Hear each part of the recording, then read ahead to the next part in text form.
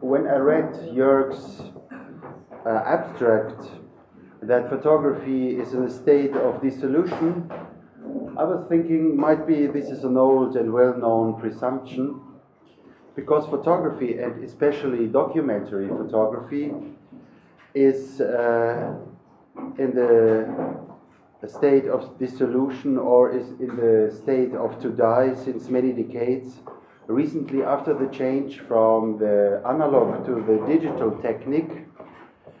And so it might be interesting to have a look on the development of documentary photography in Germany, which is in a so-called crisis since decades. So in the moment we are preparing in Bielefeld an exhibition about the Bielefeld School of Photography, and it will be an exhibition about the last 50 years of our faculty. So 2 generations of professors will be presented, and also selected graduates. And I will start my observation on documentary photography with the situation at our school in the past. So already in the 1970s, the Bielefeld School of Photography was determined by a productive duality, which was also characteristic for the photo scene in whole Germany, whole West Germany during that period. It was the struggle between a documentary political direction and a formal experimental direction. The social relations after the '68 movement and the general political climate, the duality between the blocks, between East and West, has forced this contrariness much more. So the documentary political direction claimed left positions, with all left implications. It turned against paternalism, state paternalism, against the power of media, against the capital, and stand behind the disadvantaged individual.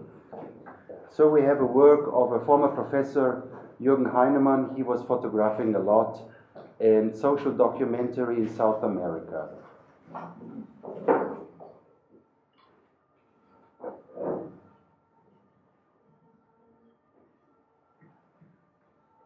The formal experimental direction, however, was less interested in the reality of a political,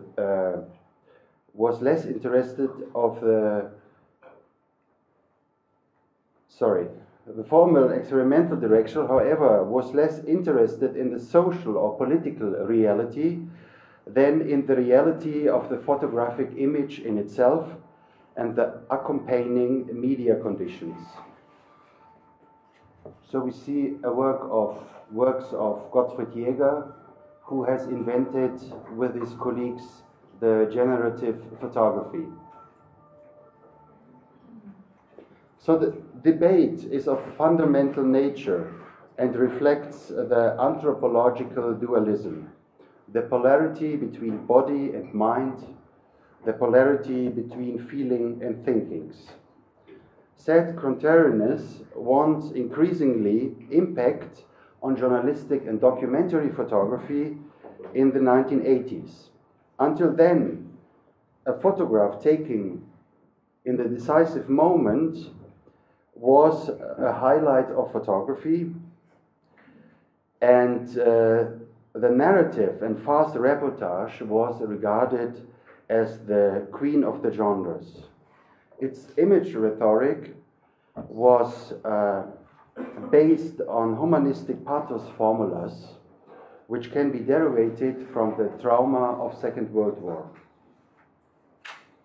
The view on the photography has been long time polluted by the legend of the decisive moment, said the critics already in the 1970s. And another development was important: the renaissance of the sociology in the 1960s, the reading of the media theories of Krakauer and Benjamin, and the social interest of the '68 movement brought finally the opposite position into the focus. August Sander was now the most famous German photographer, and Klaus Honneff coined in 1979 the term of the author photographer. The criticism of the authenticity of documentary photography, the difference between motive and image, dominated the debate. The image was not longer a pure depiction of reality. It became an autonomous image with the rests of authenticity. So, Reste des Authentischen was an important exhibition in 1986 with authors like Michael Schmidt, Joachim Brom, and several different other photographers. So thus, the program of a new documentary photography and demarcation of photojournalism was defined. The image collector replaced the image hunter. The open archive as a privileged method of knowledge took over the place of the decisive moment, and the doubts about authenticity of photography led to the autonomy claim of photography. Plan and concept became more important than spontaneousness and empathy. At German university, it came to a revision to photojournalism in the 1980s. Also in Bielefeld, a strong debate started with the aim to find a new documentary photography. It was a student movement which formed the critical mass, which was necessary to change and to rethink the issues of documentary photography. So, this new documentary photography moved to the zero point of action. It liked the banal more than the spectacular, the everyday occurrence more than the exotic, and the young photographer distrusted the narrative and the empathic gesture. The portrait was the preferred format, so the vertical format, which was often arranged in an image pair, and it was designed as an alternative to the mainstream double-page aesthetic of the magazines. Furthermore, emerged, with the help of media format cameras and standard lenses, a distant view on things and people. This was an aesthetical response to the wide-angle photography with its closed-up attitudes, following the dictum of Robert Capa: if your pictures are not good enough, you have not been close enough. And finally, the consequent use of flash also during the day proved once more the media reflexivity of this generation. The flash as a trace of the photographer, who is rather an intruder and reality-altering player. Another aesthetic innovation was the different handling of color. By overexposing the negative film, the colors became bright. That was also a reaction to the aesthetic of the magazines, which went exactly the opposite way around. By underexposing a chrome slide film, they have got dramatic black colors. The journalistic practice of magazine photography in the 1980s remained largely unaffected by this academic debate. The magazine flourished, and the job as a photographer was attractive and lucrative. There was still enough money to present the pictures in a proper way, and also to pay the photographers well and have right and good working conditions. So it's not curious that many photo students in the 80s tried to be magazine photographers. So like me, for instance, here I'm showing a story which I did for FSZ magazine in the 1990s. During the 90s, however, a trend developed which should be continued dramatically after 2000. The print media suffered huge losses on the advertising market, and the job conditions for photographers get worse. Large budgets for productions were rare. Photographers who could survive a few years ago with the average work are increasingly coming in sometimes even existential pressure. Only those could survive who were obsessed by their work. In the beginning of the 90s, the new documentary photography entered the shrinking magazine market. Published in 1997, published anthology, Contemporary German Photography, was identity generating for a young generation of documentary photographers, and it was a programmatic positioning to the predominant magazines. In the anthology were 8 graduated, in Bielefeld graduated photographers represented, among them Katharina Bosse, who is nowadays professor in Bielefeld.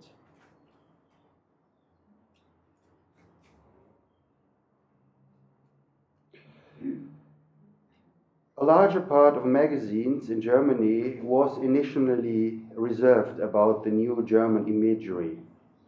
Too distant and too didactic appeared this photography to them. Here is a quote of the chief editor of Geo magazine from these times. The German reportage photograph has come a long way, from Salomon's art to seize the moment, to the contempt for the favor of the moment which many young German photographers have. For other magazines like Süddeutsche Magazin and the Business Title, which were just establishing on the market, the new German documentary has stylistical character.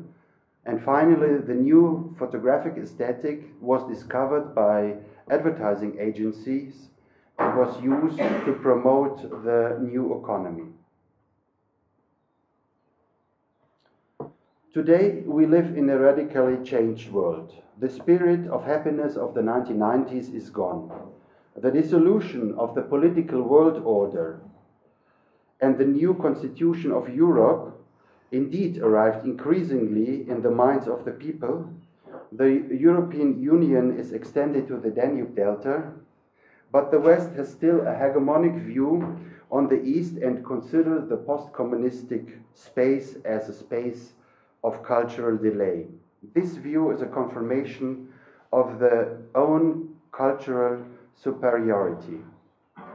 The duality between left and right has become obsolete with the collapse of socialism. After the year 1989 and 2001, after the fall of the wall and 9/11, the dualistic ideologies has resolved in a state of gelantinization. It is a social and political status in which everything seems to be obvious and reachable for everybody, but unattainable because it is shielded by a transparent but impenetrable mass.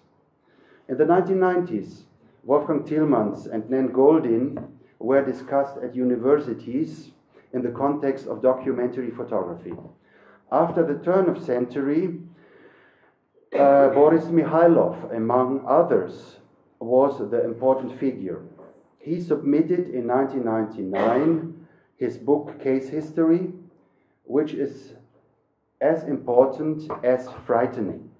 Like Goldin and Tillmans, Mikhailov is an artist who is using photography in a documentary style.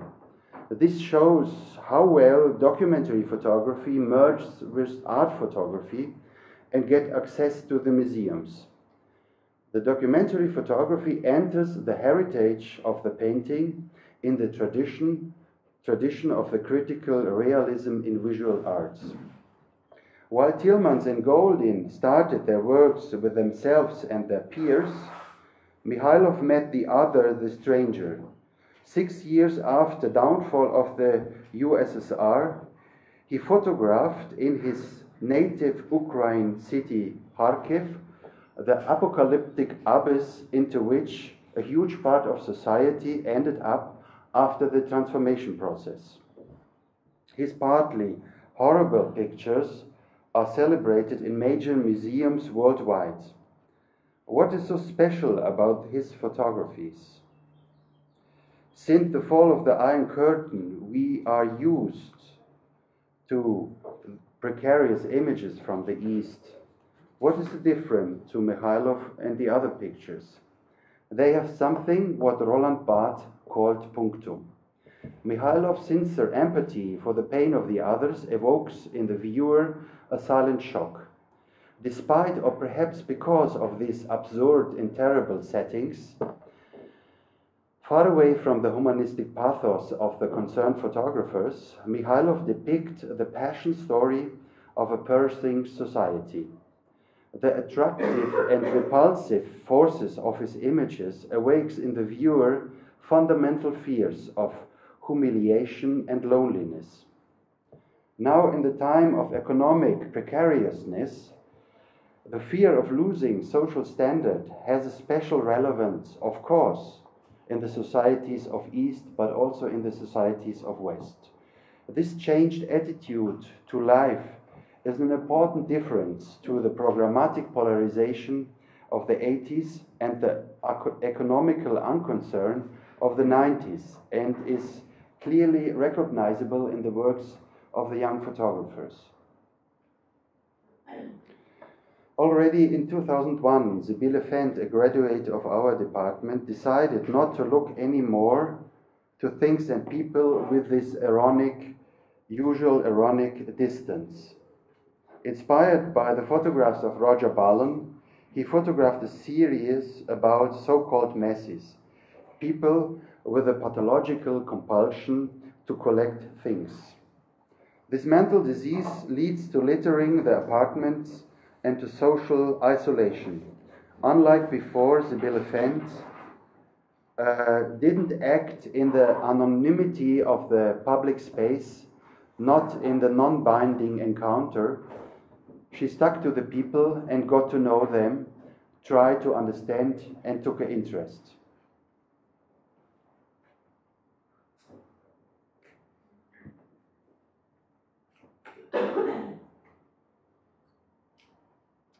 And in 2006, Andrea Diefenbach went to photograph the enormous HIV epidemic in the Ukraine city Odessa. Boris Mikhailov later will write in the preface of Diefenbach's book, to do a photo study like this presupposes an ability to empathize with the pain of the other, and you can feel that in every single image.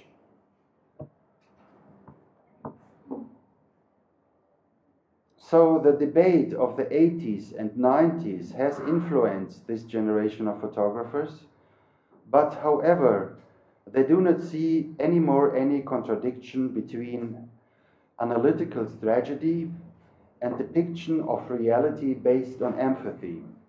Empathy is not longer the motivation that was under suspicion to be kitsch since the pietistic family of men rhetoric. In the print media crisis, it is impossible to work on such demanding projects like Andrea did. But however, the limitation of working conditions in the print media does not mean the end of documentary photography. The young photographers has to find new partners outside the print medias, such as awards, scholarships, sponsorships, and crowdfunding. The documentary photography changed not only since the lack of its commercial application to a cultural praxis like literature and painting. The special what photography has ahead is the genuine ability to depict reality. However, this medial ontological anchoring in the reality is still the important reason to use photography. This genuine ability of photography is showing us that the rest of authenticity might be still big enough to rely on photography as a tool for investigation. Photography today has much more possibilities since the hybridizations of the photographic genres like documentary, reportage, art, fashion, portrait.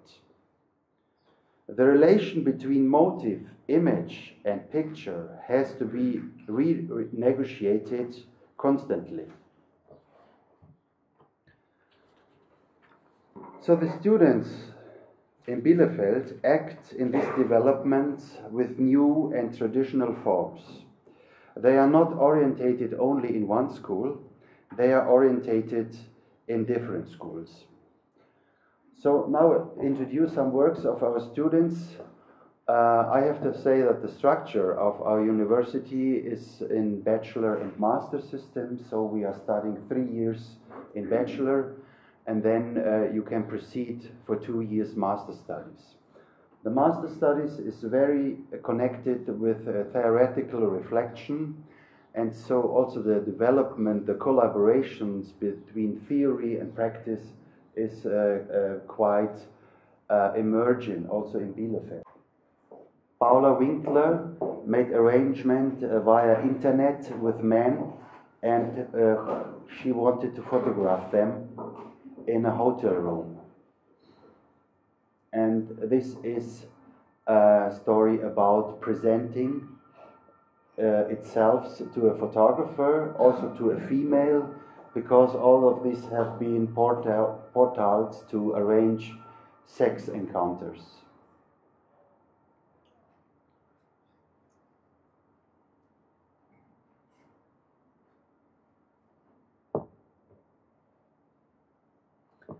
And Dennis Neuschäfer-Grube made an installation with the movie The Wizard of Oz, and he's showing us 5,829 small images, and it is exactly the film in his 94 minutes duration, and every image is shifted for 1 second, so you can see from one image to the other the ongoing movie, but in this whole installation. Also, he had made the print issue from his project. And Katrin Kamrau is investigating the conditions of analog photography, especially in this moment when she is disappearing, maybe, this analog photography. So she was photographing in the abandoned lab of our faculty. We still do have analog technique, but in different labs. In the photo studio.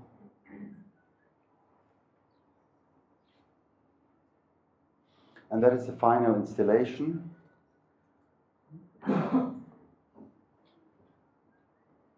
Katrin Trautner was interested in the sex life of elderly people, and she called her series Morgenliebe, which means love in the morning. It's a reference to the ability of men in this age. And she finds people who were open enough to talk about this taboo and also to be photographed.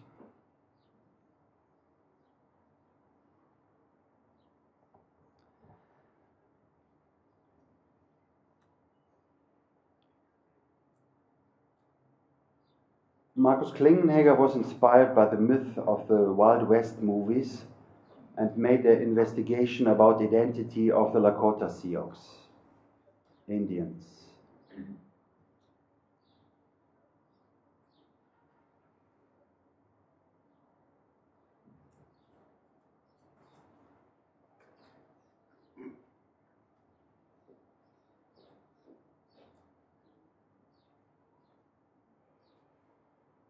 Jenny Beaver, with a series about the body, vulnerability, sexual desires, violence, are aspects of her observation.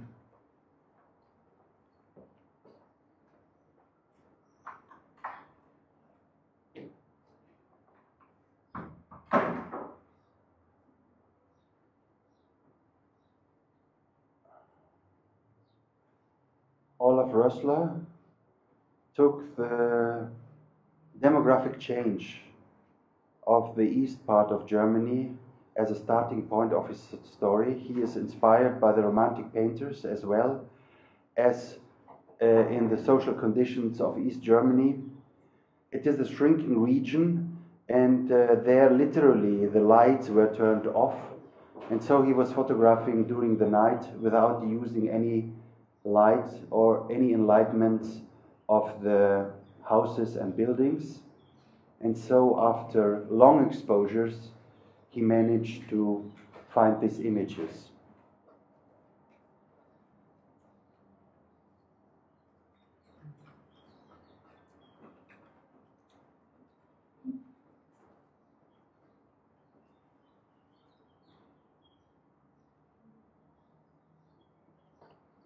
That's the installation. And Andrea Grützner just graduated in the master program, is investigating a space. It is a former court in a village. It's called Erbgericht. And she was interested in the layers of rememberings which are not visible, and she's trying to find these layers of history, of collective rememberings of a certain village and a certain group in this way of deconstructing the space and enlightening with colored flashlight.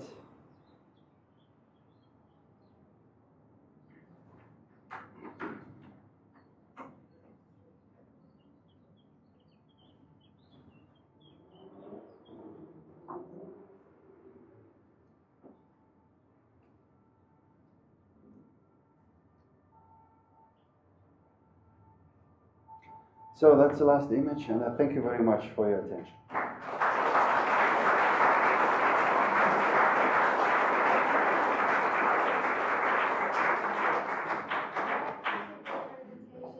And the reflection of the documentary. Also, any questions from the audience? Not really?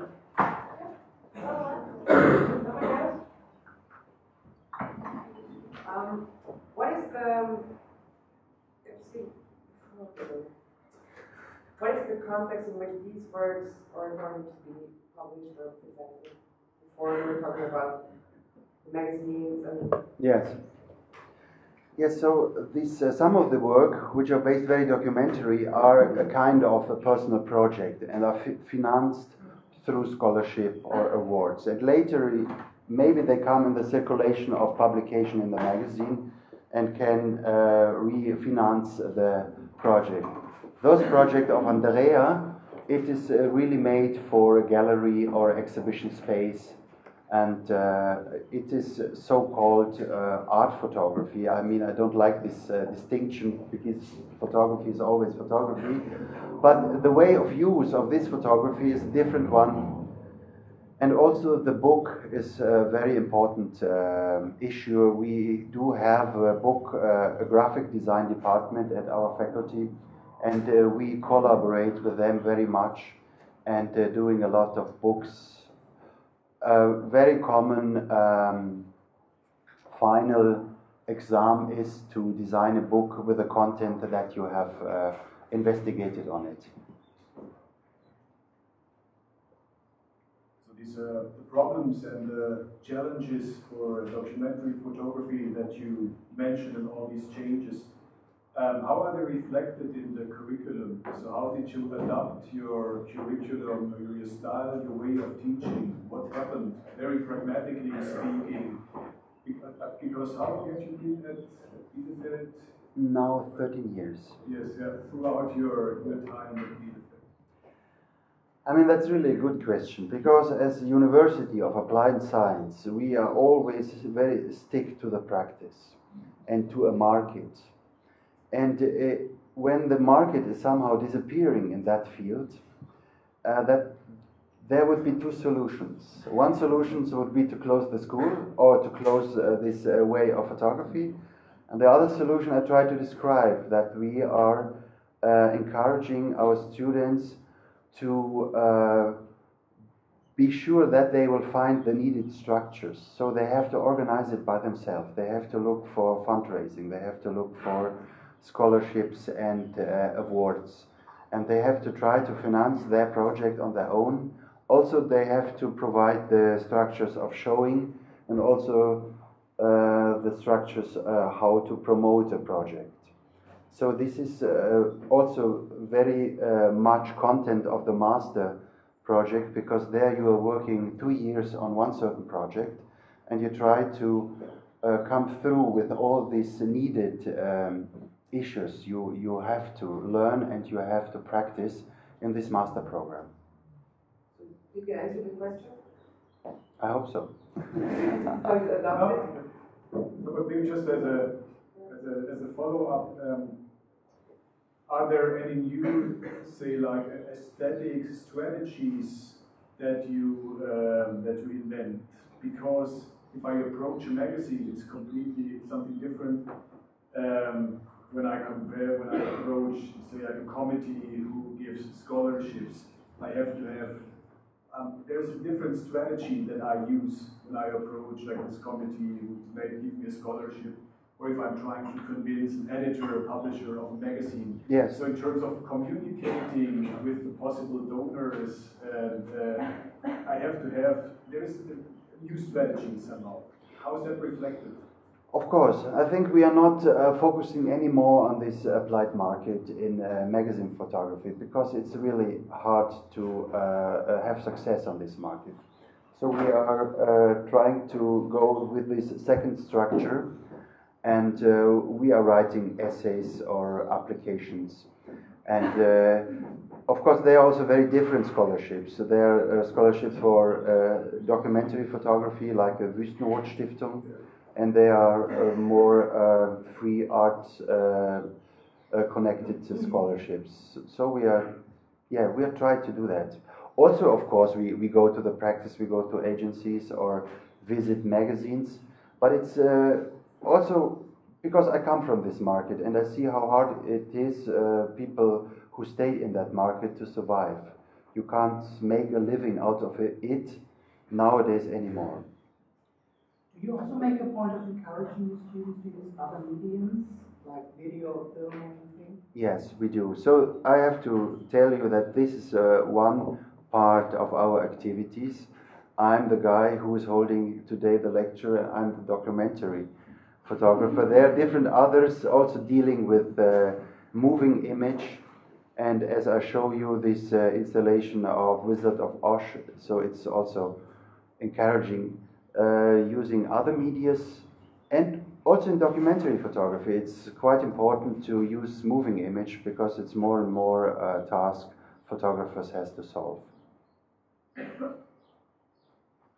Can you give some additional information about like how many students you have, if the classes are consecutive, or how studying functions in the university? Yes, we do not have classes, and we have a bachelor study, 3 years, and we take every year 30 students in photography in bachelor and around 10 students in master. And we are organized that a student can select the courses and the professor every semester again, and new. So you get a mixture of different influences.